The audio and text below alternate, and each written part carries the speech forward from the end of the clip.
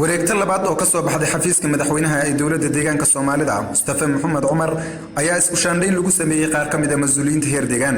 madaxweynaha dawladda deegaanka Soomaalida Mustafa Maxamed Cumar ayaa isku shaandheeyay 40 xafiis oo ka mid ah xafiisyada heer deegaan kuwaasi oo isugu jira xafiisyo iyo wakaalado. Hiba Ahmed Cumar wasiir ku-xigeenkii hore ee xafiiska warfaafinta dawladda deegaanka Soomaalida ayaa loo magacaabay xafiiska komishanka shaqo abuurka ee dawladda deegaanka Soomaalida halka loo magacaabay ku-xigeenka xafiiska warfaafinta ee dawladda deegaanka Soomaalida Cabdirasaaq Aadan Cadays maareeyay hore ee wakaaladda warbaahinta dawladda deegaanka Soomaalida.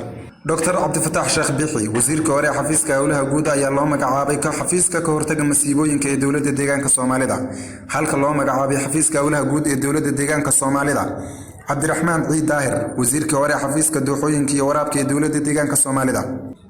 Sadaam Xuseen Muuse ayaa isna loo magacaabay xafiiska waraabka iyo dooxooyinka ee dawladda deegaanka Soomaalida. madaxweynaha dawladda deegaanka Soomaalida Mustafa Maxamed Cumar ayaa toddobaadkan dhexdiisa soo saaray laba wareegto oo isugu jira isku shaandhayn iyo xilka qaadis. madaxweynaha ayaana bilaabay isku shaandhayntan iyo xilka qaadistan xilli ay soo dhowdahay doorashada deegaanku.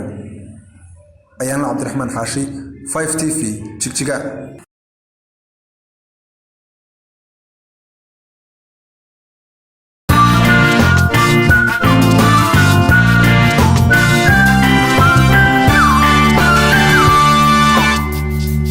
Jumbo sirtu waa dhandanka